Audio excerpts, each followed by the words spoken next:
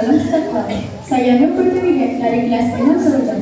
Selamat datang ke forum kita pada hari ini yang bertajuk Perpaduan Asas Kesejahteraan Negara. Saya sebagai moderator akan merunguti perbincangan yang berjangka lebih hangat daripada cuaca tengah hari di atas sekolah. Baiklah, bersama saya 3 orang panel yang bukan sahaja bijak tetapi kadang-kadang kelakar tanpa terancam. Panel pertama, seorang murid yang sangat aktif dalam aktiviti sekolah. Kalau ada pertandingan, dia akan muncul dulu. Silakan panel 1 ke sini. Terima kasih moderator Milad. Saya harap saya akan bercakap tanpa gugup. Kalau gugup pun, saya anggap kedatangan video. Bagus, jimat berbiji. Panel kedua terkenal dengan idea bernas dan kadang-kadang idea yang buat cikgu termenung. Silakan panel 2 Farah. Terima kasih. Saya akan cuba beri jawapan yang bijak. Kalau tak bijak pun, sekurang-kurangnya beri macam bijak. Yang penting yakin. Dan panel ketiga, seorang yang sangat pintar bercakap. Kalau diberi peluang, boleh jadi pengacara majlis kawin terus. Panel 3, Izatul. Terima kasih. Kalau tersalah nanti, harap dimaafkan. Saya cuma manusia biasa, bukan Google.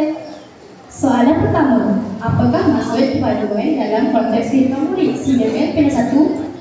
Pada saya, perpaduan ialah keadaan di mana kita hidup aman dan saling hormati walaupun berbeza agama, kaum, budaya. Contohnya di sekolah, kita berkawan tanpa mengira latar belakang.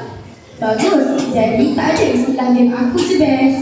Macam tu, kalau semua fikir macam tu, KNT pun jadi bidang terang untuk fisik. Menarik. Panel 2, pandangan anda? Saya setuju. Perpaduan juga bermaksud kita bersaling membantu. Contohnya, kawan tak faham matematik, kita tolong. Walaupun kita pun hafiz tak faham matematik. Itu bukan bantu, itu sama-sama penting.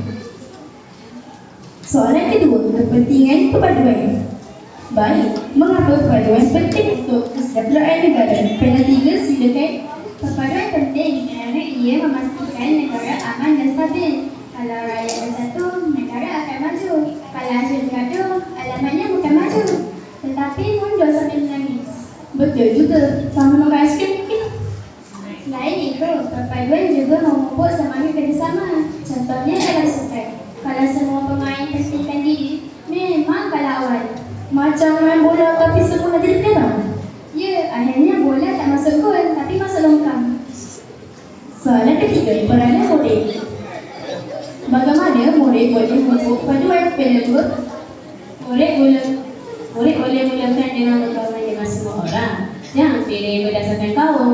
Selain itu, kita juga boleh menyertai aktiviti sekolah bersama-sama. Maksudnya jangan duduk satu meja dengan geng sendiri saja. Ya, nanti orang lain kita buat mesyuarat sendiri juga. Panel 1, tambahan.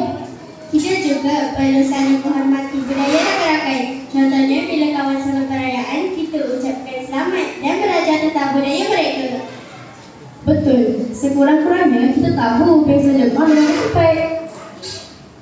Soalan keempat, cabaran perpaduan. Apakah cabaran dalam menegakkan perpaduan? Panel 3. Cabaran utama ialah sikap prejudis dan salah faham.